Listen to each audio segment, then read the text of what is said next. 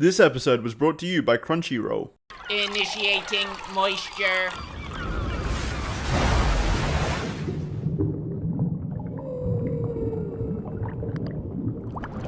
Welcome back to the Moisties. This will be the final award we give out this year in the 2020 season. This is going to the 5 best video games of the year. This was an extremely competitive category this year. It was cutthroat competition because there were just a lot of bangers that came out this year. In previous years, you had millions of stinkers to choose from, some real garbage asshole dog shit games, but this year, most of the games that came out were pretty solid. It was extremely difficult to choose only 5 because there were so many great games to pick from. It led to fights at the Moist Meter headquarters. I'm talking bloodbath, bloody fights, tits, rock and roll, and gore all over the place as we were fighting amongst ourselves, trying to decide what 5 games deserved this spot.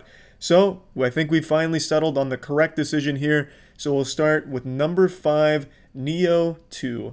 Nioh 2 is a game that again flew pretty under the radar, unfortunately, but I think it's a game that I think fans of Souls-like games can really appreciate. It takes that genre and expands it to a really high degree of depth and replayability. There are so many builds you can have in this game, it would blow your brain out of your asshole. There is so much to do, to find, to work towards in this game. You can constantly mix it up. Ninjutsu builds, giant axe build, naked spinning, great hammer build. Like, there's just so much fucking shit you can do with Nioh 2 and so much versatility that it will never get stale. It is always fresh. The game is extremely challenging until you start to make yourself beyond broken, and I love that they allow you to go there. You grind for gear, and there's so much different gear to grind for with all kinds of rolls on it. Set bonuses that help you cater to your build. You can mix and match different sets for different bonuses depending on how many of the same set you have. I could talk for hours about how much there is to do in Nioh 2. I absolutely love it. I love Nioh 1 and I love Nioh 2 just as much. I was very happy. It wasn't a disappointment. It really is just an extremely fun game to constantly min-max a broken, overpowered build. And I just can't sing the praises of Nioh 2 enough. I think it's a game series that gets overlooked all the time, but I don't think it deserves that because it really does just offer so much. And especially in a climate like today where everyone loves to grind for shit, this game has plenty to grind for to keep you coming back. And it's not like the grind is boring like Destiny 2. The grind in Nioh 2 is fun because the combat is so fucking fun. Being able to change stances on the mid combo and just go crazy with all kinds of DPS popping off. It's just wonderful. It really is. Now moving on to number 4, we have Ghost of Tsushima. Ghost of Tsushima, I really liked. There were a few things I didn't like about it, like some of the quests I felt really kind of dragged and were a lot of just kind of going from point A to point B and doing the same things over and over, but it never detracted from my overall experience of the game. The combat was so fucking smooth. For a moment there, I thought I was transported back into the Bushido era and was going wild for the honor of my family. I felt like a fucking samurai. I felt like an absolute badass killing machine, peeling scalps off of foreheads with my blade, chopping people in half, ripping dicks off of enemies. Like, it felt incredible. The combat was absolutely marvelous. The stealth I didn't use all that much, but when I did, I actually still did kind of enjoy the stealth, and I'm not really the stealth kind of gamer. I typically prefer to enter my fights with a cigar in my mouth, clenching my blade, ready to rip the intestines out of a man's stomach. But when I did slow down the pace with stealth, I still enjoyed it. There's just a lot to enjoy when it comes to the combat, and it's not just an action game where it excels. It has a beautiful narrative. I loved the story, and it had one of my favorite conclusions of the year. I honestly cannot... I'm not going to spoil anything, of course, but I cannot be more satisfied with how this game wraps up and what you as the player get to decide. I think it was absolutely beautiful. Visually, the game was stunning. The narrative had me glued to it. You could even go out of your way to find some really cool ancient pieces of gear that had a cool narrative behind it and journey where you get to learn about somebody that had that in the past, and it feels good when you get it, and it makes your character much fucking stronger, and you get to change the way you play some of the combat a bit. There's just so much to like about the game. Yes, there were shortcomings, but it never detracted from my overall enjoyment of Ghost of Tsushima. Now moving on to number 3, we have Risk of Rain 2. Risk of Rain 2, one of the highest scores I've given on the Moist meter this year, and for good reason. Risk of Rain 2 is so good. It's just so fucking good. I wasn't a fan of roguelikes until I played Risk of Rain 2. I went into Risk of Rain 2 telling the chat, hey, look, I'm not gonna like this game. I hope you guys know that right now, you fucking milk-drinking nerds forcing me to play Risk of Rain 2. I'm not gonna like it. I don't like roguelikes, and you can't change me. It's not a phase, Dad. I just don't like roguelikes. And then I hopped in Risk of Rain 2, and euphoria washed over me. My eyes had truly opened. I fucking fell in love with it. Risk of Rain 2 is such a fun game. There's so much to do. There's so many reasons to revisit Risk of Rain and change your shit around. Like, it is just so good. There's so fucking much to it. I put so many hours into this game for like a week. I probably put like fucking 50 hours and 8 days into this game.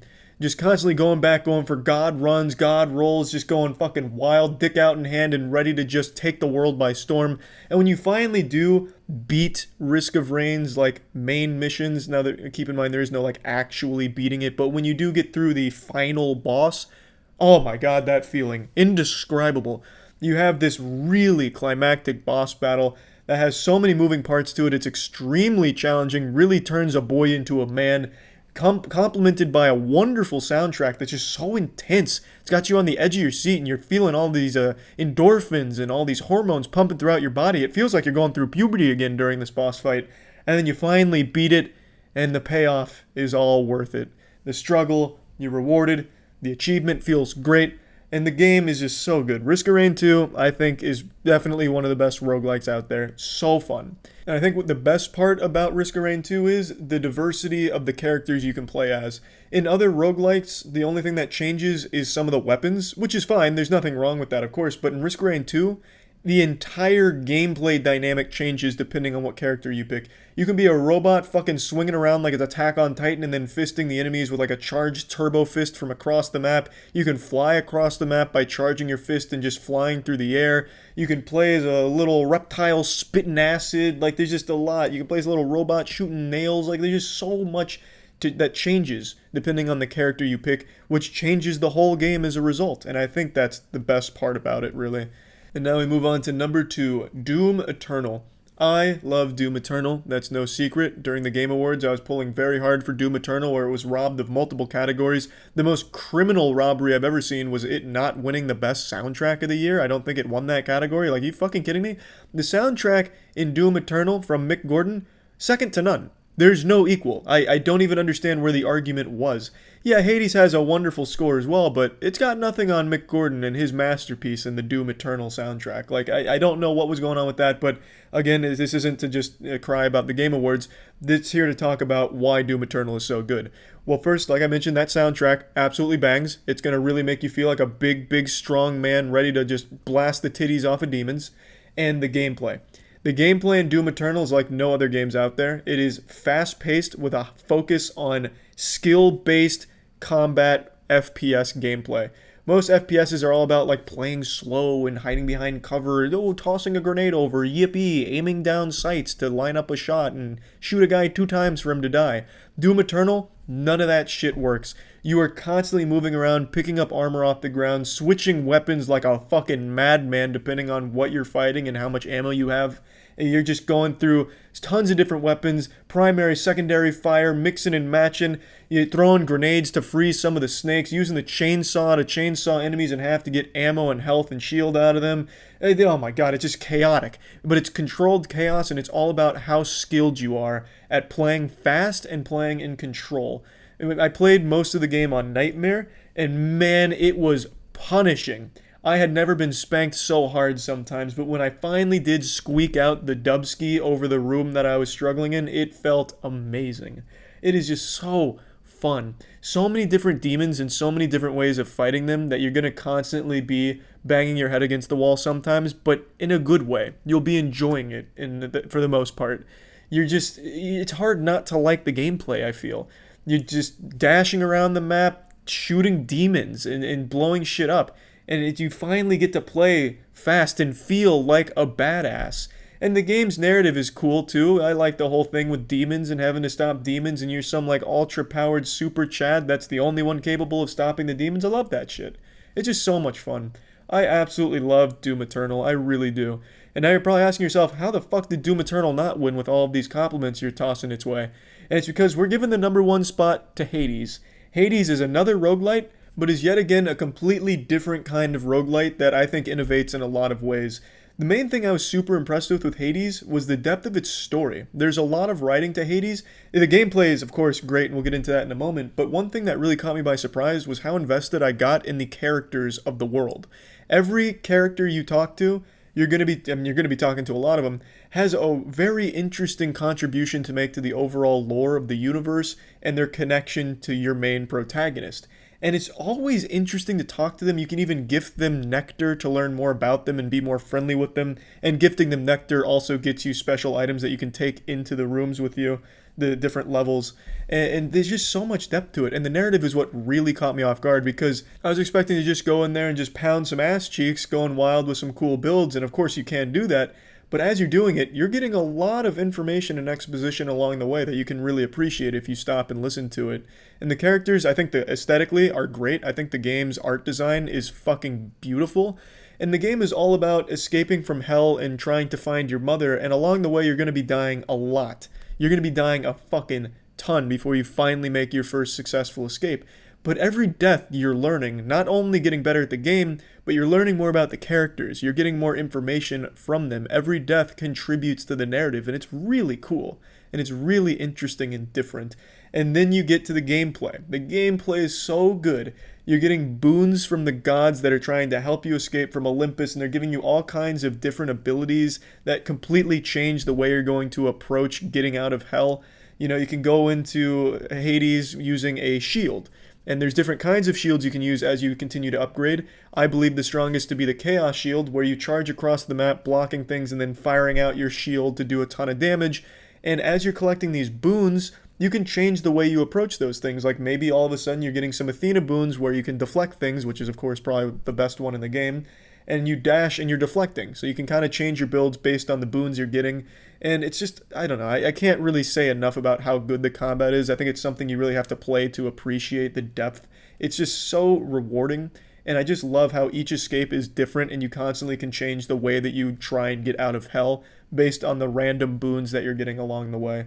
There's just so much to like about Hades. I really do think it deserves the Game of the Year from the Moisties 2020.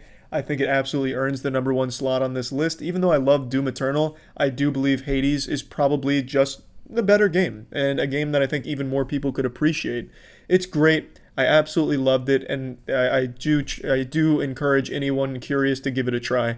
So that concludes the Moisties for 2020. These were the 5 best games of the year. And there, like I said, it was really tough to choose these 5 because there was quite a few other games that I really fucking loved, like Final Fantasy VII Remake, Ghost Runner. Like there were a lot of other games that it made it really tough to come up with this list, but I am happy with these 5 games being on here. So yeah, that's about it. As most of you know by now, I'm a connoisseur when it comes to anime. I have a refined palate for the animated medium, and I get all of my anime needs from Crunchyroll. Like I'm watching Attack on Titan's final season right now on Crunchyroll, an absolute masterpiece of a show, by the way. Crunchyroll just has the largest selection of anime, and with Crunchyroll Premium, you get the highest quality of the animated, blow your mind, professionally subtitled. New episodes drop on Crunchyroll an hour after they air in Japan, so you're getting them quick, ad-free, and no hassle. It's very convenient, great service, so if you're interested in trying Crunchyroll, you can go to crunchyroll.com/penguinz0 to get Crunchyroll ad-free for 14 days, or just click the link in the description below. That's crunchyroll.com/penguinz0 to get Crunchyroll ad-free for 14 days. That's it. See ya.